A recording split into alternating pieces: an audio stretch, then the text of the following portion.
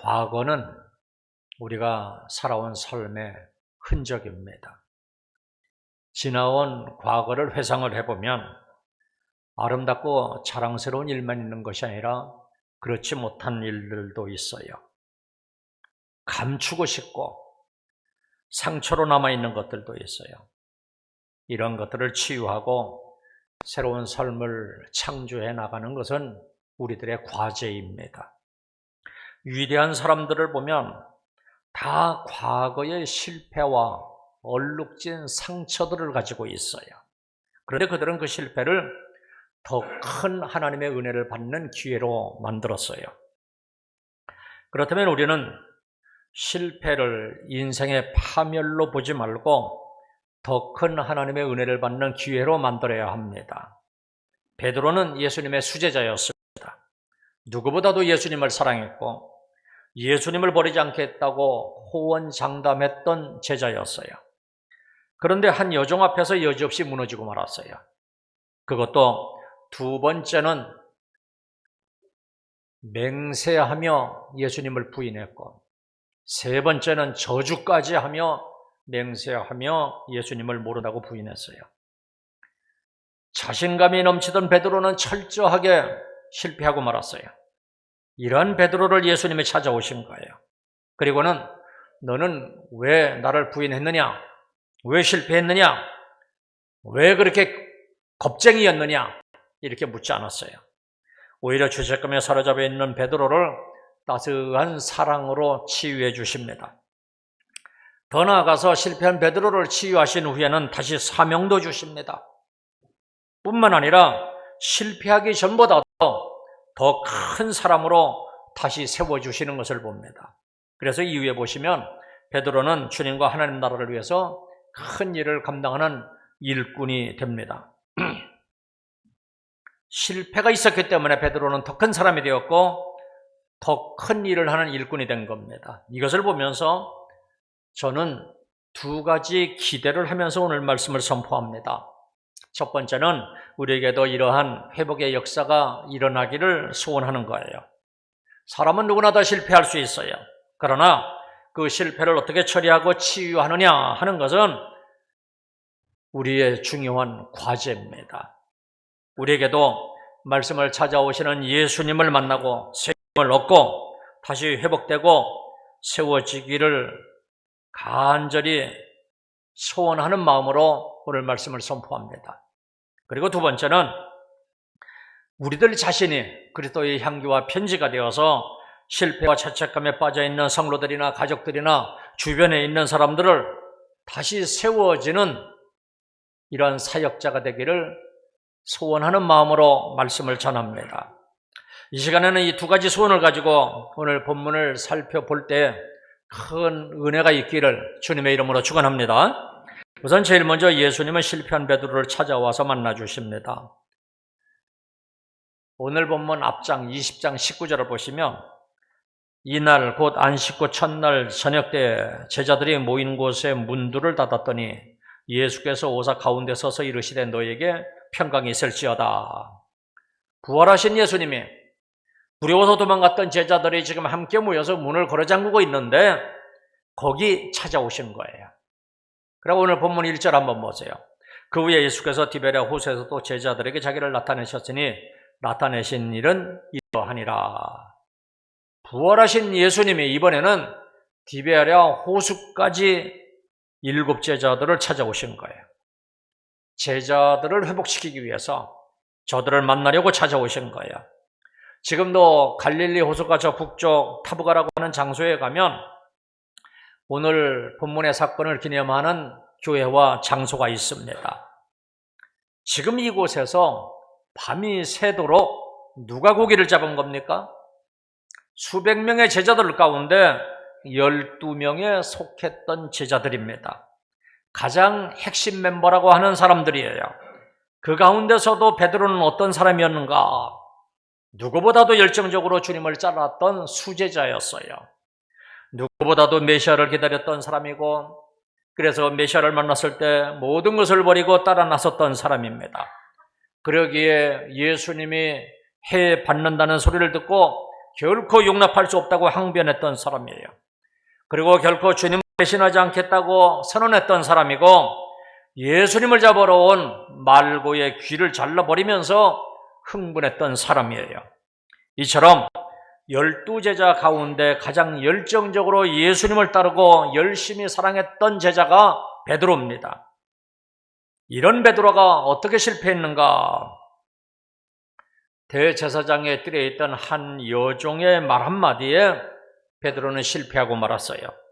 한순간에 인생을 걸고 쌓아왔던 그의 믿음, 명예, 확신, 관계, 자신감, 열정, 주님을 사랑하는 마음, 이 모든 것이 다 무너져버리고 말았어요. 이 순간을 성경에서는 베드로가 심히 통곡했다, 이렇게 기록을 하고 있어요. 베드로는 철저하게 무너져버린 거예요.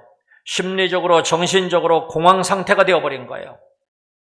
시대와 문화에 따라서 개인이나 사회 집단이 가장 소중한 가치로 생각하는 것들이 있어요. 조선시대 선비들에게는 체면이 가장 소중한 가치였고요. 오늘날 우리들은 아마 진리를 가장 소중한 가치로 여길 거예요. 그러면 예수님 당시에 살았던 유대인들은 무엇을 가장 소중한 가치로 여겼는가? 이 명예였어요. 명예를 지키기 위해서라면 자신의 목숨까지도 기꺼이 바칠 수 있었고, 가족의 명예를 훼손한 사람에게는 대를 이어서 복수까지 했어요. 복수를 통해서 이 명예가 다시 회복된다 생각했기 때문이에요. 그 당시에 제자와 선생이 지켜야 할 도리를 지키는 것, 이것이 바로 명예를 지키는 것이었어요.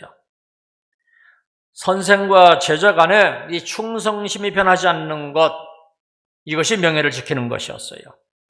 그런데 베드로는 그렇게 다짐했던 충성과 신뢰, 이 모든 것을 한순간에 버리고 말았어요. 심지어 예수님을 저주까지 했어요. 개인과 사회에서 가장 소중한 가치라고 생각했던 명예가 한순간에 땅에 떨어지고 말았어요. 베드로는 심리적으로나 정신적으로나 철저하게 무너진 사람입니다. 부끄러움과 수치심에서 헤어나올 수 없는 사람이었어요. 그에게 남아있는 것은 철저한 실패감과 절망감뿐이었어요. 지금도 밤이 새도록 고기를 잡았는데 아무것도 잡지 못한 상태였어요. 이러한 상태에 있는 제자들을 새벽 미명에 예수님이 만나주신 거예요. 창세기 3장에 보시면 선악과를 따먹고 범죄한 아담에게 하나님이 찾아오셨어요. 창세기 4장에 보시면 동생을 주신 가인에게 하나님이 먼저 찾아오셨어요. 열왕기상 19장에 보시면 호랍산에서 도망하여 동굴 속에 숨어있는 엘리야 선지자를 하나님이 먼저 찾아오셨어요. 이처럼 주님은 실패하고 좌절한 사람을 찾아오시는 하나님이세요. 혹 우리 가운데 베드로처럼 어려운 상황에 처해 있는 사람들이 있다면 찾아오시는 예수님을 만나시기를 바랍니다. 지금도 주님은 지치고 낙심한 사람들을 만나기 위해서 찾아오시는 분이십니다. 말씀을 듣는 중에 깨닫고 성령으로 찾아오시는 주님을 만날 수 있기를 주님의 이름으로 축원합니다. 두 번째로 예수님은 베드로를 용서하시고 화해하셨습니다. 갈릴리로 돌아온 베드로는 지금 심리적으로나 정신적으로 자기 스승을 부인하고 저주한 자책감에 사로잡혀 있었어요. 예수님에 대해서 죄의식을 가지고 살았어요. 예수님과 제자들 사이에 보이지 않는 거리가 생긴 거예요. 이런 제자들을 찾아오신 예수님이 그들을 기다리면서 준비한 것이 있어요. 아침 식사였습니다. 이것은 밤새 고생한 제자들을 배려하는 것 그 이상이었어요. 유대인들의 관점에서 보면 예수님이 아침 식사를 준비한 것은 따뜻하게 배려하시는 그 이상의 모습이었어요. 중동 지역에서 함께 식사를 한다는 것은 서로 용서하고 인정하고 받아들이는 것을 의미해요. 함께 교제한다는 의미예요. 그래서 예수님이 죄리와 세인들과 함께 식사한 것을 가지고 바리새인과 서기관들이 그렇게 비난했던 거예요. 그러니까 예수님을 부인하고 제자였던 베드로를 찾아가서 그들을 기다리며 준비하신 아침 식사에는 화해의 의미가 담겨 있는 거예요. 음식을 먹는 동안 그곳에 있던 어느 누구도 화해와 용서의 이야기를 한 사람은 없어요. 그저 침묵 가운데 아침 식사를 했어요. 하지만 그 시간은 서로를 용서하고 서로를 받아들이면서 화해하는 시간이었어요. 제자들에게 서운했던 것, 예수님에게 미안하고 죄스러운 것, 그리고 자신과 사람들 앞에서 수치스러운 마음, 이 모든 것을 다 화해하는 시간이었어요. 사랑하는 성도 여러분, 우리 사이에 혹은 가족 간에 아니면 이웃 간에 오해나 불미스러운 일로 서로의 관계가 소원하신 분들은 없나요? 먼저 예수님의 심정을 가지고 그들을 찾아가서 만나시기를 바랍니다. 그리고 먼저 용납하고 화해에 손을 내미시기를 바랍니다. 그런데 먼저 이러한 일을 한다는 것은 결코 쉬운 일이 아니에요. 그럴 용기가 없다면 용납하고 화해할 수 있는 마음을 달라고 기도하시기를 바랍니다. 그래서 주변 사람들과의 관계가 다시 회복되고 세워지기를 주님의 이름으로 축원합니다. 그리고 세 번째로 예수님은 베드로를 사랑으로 다시 세워주십니다. 먼저 베드로의 사랑을 인정해 주시는데요. 본문 15절 한번 보세요. 그들이 조반 먹은 후에 예수께서 시몬 베드로에게 이르시되 요한의 아들 시몬아 내가 이 사람들보다 나를 더 사랑하느냐 하시니 이르되 주님 그러하나이다. 내가 주님을 사랑하는 줄 주님이 아시나이다. 아침 식사 후에 예수님이 베드로에게 물으십니다. 요한의 아들 시몬아 내가 이 사람들보다 나를 더 사랑하느냐? 이 말씀은 베드로의 사랑을 의심해서 하는 질문이 아니에요. 비난하고 책망하기 위해서 하신 말씀도 아니에요. 내가 비록 지금은 실망하고 낭망해서 고기를 잡는 어부로 돌아왔지만 내가 누구냐? 내가 어떤 사람이었느냐? 내가 다른 사람보다도 나를 더 사랑하는 사람이었다는 말씀이에요. 다른 사람들은 모두 나를 버려도 베드로 너는 결코 나를 버릴 수 없다고 장담했던 사람이라는 거예요. 나를 따라 죽겠다고 말했던 내가 아니냐? 다른 사람보다 나를 더 사랑한 것이 베드로 너였고 이처럼 나를 사랑한 베드로 너의 본심을 내가 다 알고 있다는 말씀이에요. 그러니까 이것은 긍정의 질문이었어요. 베드로의 사랑을 인정하고 알고 있다는 말씀이었어요. 예수님은 당신을 사랑한 베드로의 본심을 알아주신 거예요. 예수님을 향한 베드로의 사랑에 다시 불을 지펴주신 것이었어요. 그리고는 다시 사명감을 불러일으켜 주십니다. 본문 15절, 아까 조금 전에 읽었던 중반절부터 다시 보시겠습니다. 주님 그러하나이다. 내가 주님을 사랑하는 줄 주님이 아시나이다. 이르시되 내 어린 양을 먹이라 하시고, 다른 사람보다 베드로가 예수님을 더 사랑했다는 것을 주님도 아셨고 베드로 자신도 아는 사실이에요. 그래서 주님은 다음 단계로 베드로에게 이렇게 말씀하십니다. 내 어린 양을 먹이라. 나를 사랑하는 너의 그 본심을 나는 안다. 그러니 너의 그 사랑을 내 어린 양을 먹이는 것으로 다시 증명해 보이라는 말씀이에요. 예수님은 베드로의 사랑을 인정하고 다시 기회를 주므로 사명감을 다시 불러일으키고 있습니다. 우리는 때로는 주님은 사랑은 하지만 실패하기도 해요. 주님을 사랑하지만 실수하고 죄를 짓기도 해요. 그런데 이때 대부분의 사람들은 우리의 이러한 실패만 보고 말을 해요. 하지만 주님은 우리의 마음을 보시는 분이세요. 예수님도 베드로의 마음을 하셨어요. 그리고 예수님을 향한 그의 사랑을 인정하셨어요. 이제 다시 그 사랑을 증명할 기회를 주시는 거예요. 이것이 절망하고 낙심했던 베드로를 다시 주님의 제자로 세우시는 방법이었습니다. 사랑하는 성도 여러분, 예수님은 우리의 마음을 감찰하시는 분이세요. 우리에게 다시 기회를 허락하시는 분이세요. 이것이 우리를 향하신 주님의 마음이에요. 우리는 주님을 사랑하지만 실수할 때도 있어요. 그렇다면 예수님을 향한 나의 사랑을 증명할 수 있는 기회를 다시 한번 달라고 기도하시기를 바랍니다. 베드로를 다시 회복시키고 사명자로 세우시는 예수님이 이제 우리들도 회복시켜 주시고 다시 세워주시기를 원합니다. 이러한 주님의 사랑을 힘입어서 다시 회복되고 세워지는 은혜가 있기를 주님의 이름으로 축원합니다. 네 번째로 더 나아가서 예수님은 베드로를 실패하기 전보다도 더 큰 사람으로 세워주십니다. 다시 사명을 주시는 것은 다른 측면에서 보면 베드로를 더 큰 사람으로 세워주시는 거예요. 우선 예수님이 함께 식사하시고 다시 사명을 주심으로 베드로는 예수님을 3번씩이나 부인한 죄책감을 극복할 수 있었어요. 배신자이지만 그것을 극복함으로 이제는 배신자보다도 더 큰 사람이 되어버린 거예요. 배신자보다도 더 큰 사람이 되어버림으로 이제는 배신자의 한계, 원수의 한계에 갇혀서 살지 않게 되었어요. 우리가 누군가를 미워하면 그 사람의 한계에 갇혀서 그 사람보다 더 큰 사람은 절대로 될 수가 없는 거예요. 제가 외국에 이렇게 다녀보면요, 가는 나라마다 이 주변 나라들과는 이 영토 분쟁이 있잖아요. 그렇기 때문에 꼭 원수 관계가 있어요. 우리와 일본과 원수 관계에 있듯이 꼭 어느 나라든지 가보면 다 그래요. 근데 그 가운데서 한 가지 중요한 것을 발견했어요. 어떤 나라들은 그 관계를 극복을 한 나라들이 있고 극복하지 못하고 아직도 그 관계를 유지하고 있는 나라들이 있어요.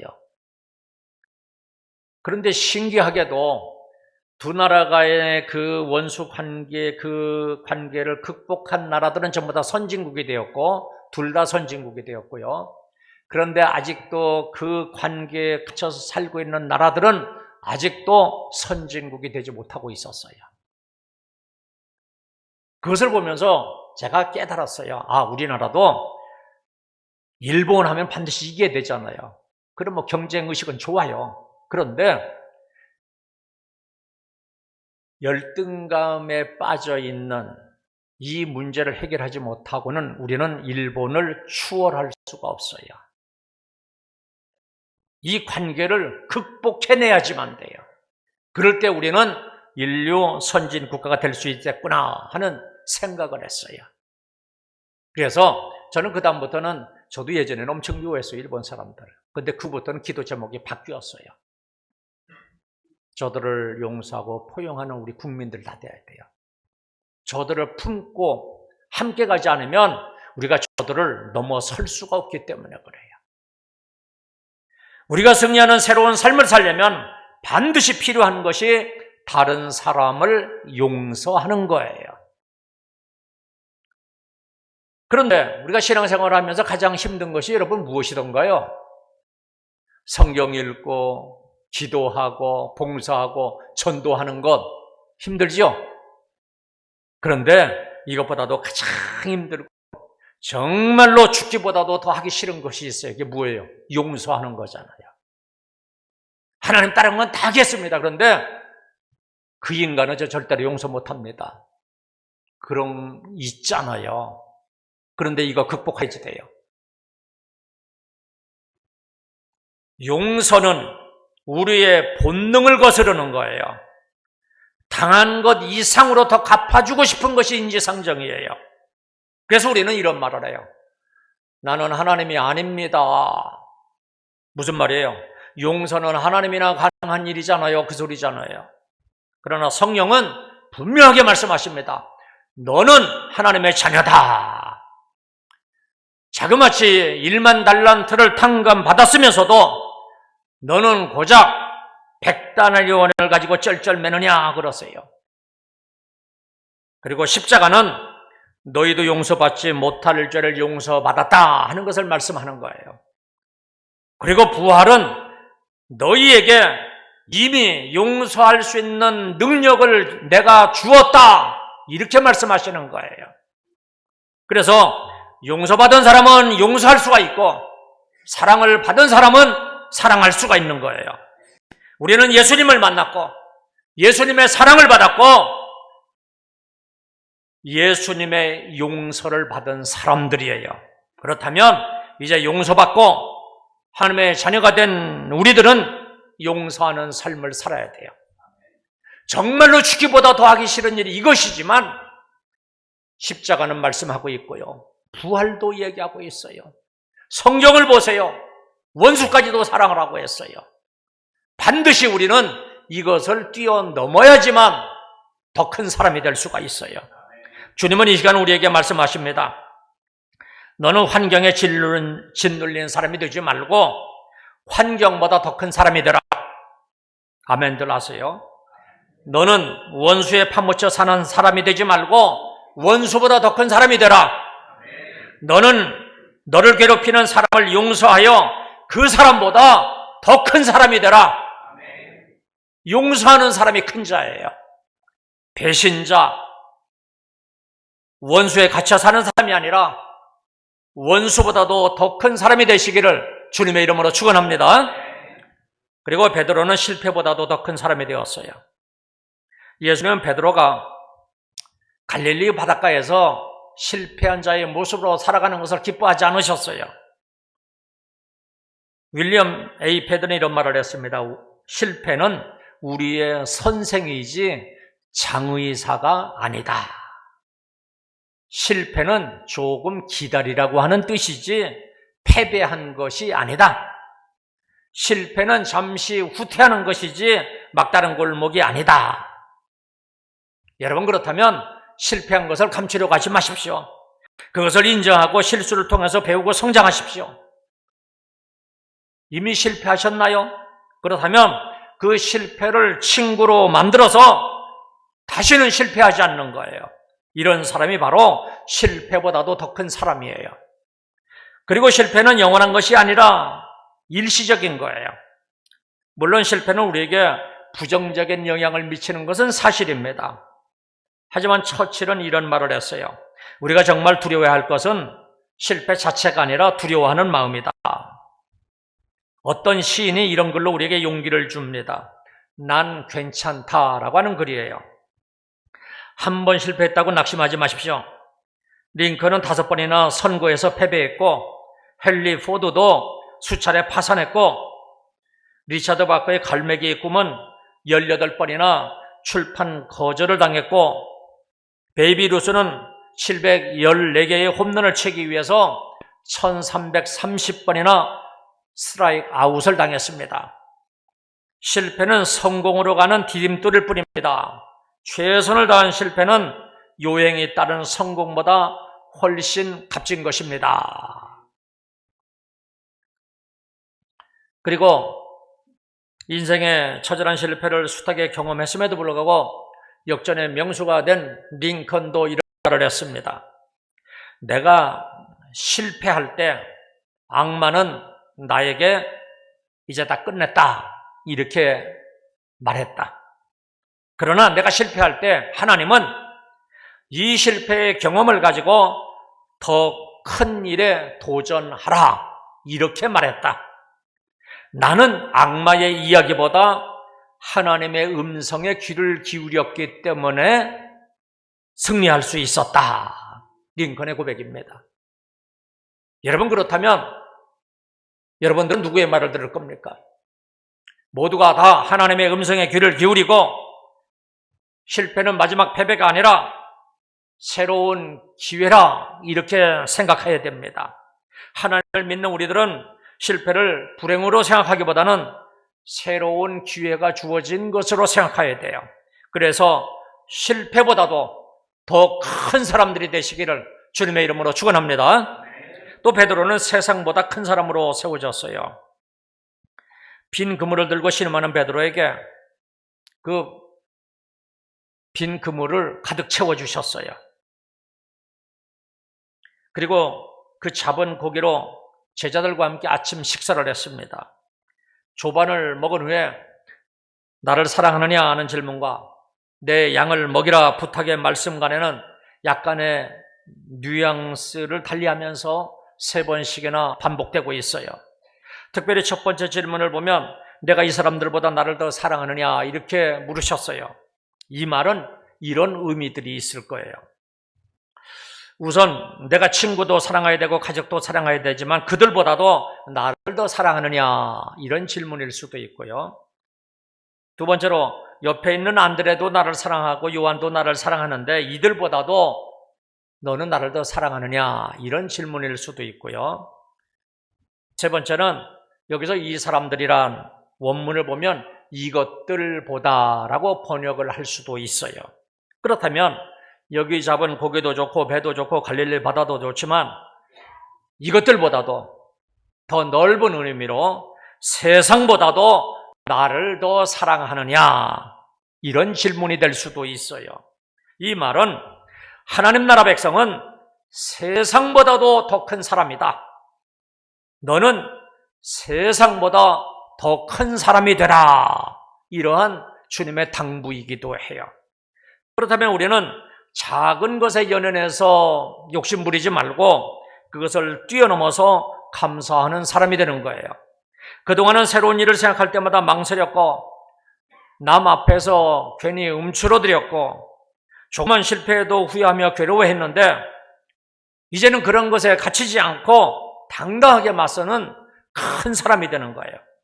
지금까지는 의심하고 불안한 마음으로 살았는데 이제는 믿음으로 살아가는 큰 사람이 되는 거예요. 지금까지는 가진 것이 없다고 마음까지 메말라 있었는데 이제는 넉넉한 마음을 가지고 미래를 준비하는 큰 사람이 되는 거예요. 이러한 것들이 세상보다 더 큰 사람의 멋진 모습입니다. 하나님은 우리가 이러한 사람으로 세워지기를 원하십니다. 깨닫고 소원해서 세상보다 더 멋진 사람들이 되시기를 주님의 이름으로 축원합니다. 그리고 베드로는 받은 복보다도 더 큰 사람이 되었어요. 누가복음 5장에 보면 베드로가 처음 주님을 만났을 때 그물이 찢어질 만큼 많은 물고기가 잡혔어요. 그런데 베드로는 이 많은 물고기의 의미가 무엇인지를 알았어요. 그래서 이 모든 것을 버려두고 예수님을 쫓았다 이렇게 성경에 말씀하고 있어요. 오늘 본문에서도 153마리의 많은 고기를 잡았지만 그 중에 몇 마리를 가지고 예수님과 함께 아침 식사를 하고는 다시 주님을 따라 나섭니다. 어리석은 사람들은요, 그 받은 축복을 타락이나 교만으로 만들어버려요. 그러나 베드로는 그렇지 않았어요. 많은 고기를 잡아서나 그 물고기에 매이지 않는 사람, 받은 복보다도 더 큰 사람이 되었어요. 많은 돈을 가졌지만 그 돈이 주인이 아니라 주님을 위해서 그 돈을 버릴 수 있는 그 돈보다도 더 큰 사람입니다. 큰 집을 가졌으나 큰 집의 노예가 되지 아니하고 과감하게 구역 모임을 위해서 이웃과 사랑을 나누기 위해서 쓸 수 있는 사람, 집보다도 더 큰 사람이에요. 저와 여러분들은 하나님이 주신 복보다 더 큰 사람이 되어서 더 큰 복을 누리시기를 바랍니다. 땅의 것을 얻고 하늘의 것을 잃어버리는 미련한 사람들을 되지 말고 받은 복보다 더 큰 사람이 되시기를 바랍니다. 땅의 것으로 하늘을 얻고 작은 보물로 큰 것을 얻는 사람들이 되시기를 바랍니다. 성경에서 믿음의 사람들은 하나님을 만난 후에 자기의 능력이나 자원보다도 더 큰 사람들이 되었어요. 물론 그들도 우리처럼 실수하기도 했고 문제점이 있는 사람들이었어요.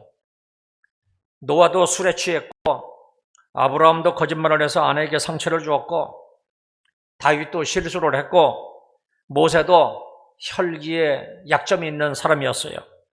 베드로도 기질적으로 문제가 많은 사람이었고 더구나 예수님을 부인하고 배반하기까지 했어요. 그러나 예수님은 그러한 베드로를 찾아오셔서 그것을 극복하고 더 큰 사람으로 세워주셨어요. 그리고 이 시간에는 성령으로 이제 우리에게 찾아오십니다. 그리고 우리에게 이 시간 말씀하십니다. 환경에 갇혀 살지 말고 환경보다 더 큰 사람이 되라. 원수보다 더 큰 사람이 되라. 실패보다 더 큰 사람이 되라. 세상보다 더 큰 사람이 되라. 받은 복에 갇혀 살지 말고 받은 복보다 더 큰 사람이 되라.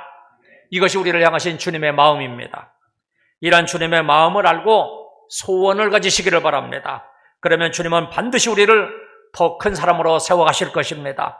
지금은 어떤 형편 가운데 있든지 반드시야 우리를 더 큰 사람으로 세워가실 것입니다. 선포되는 말씀을 믿음으로 받으시기를 바랍니다.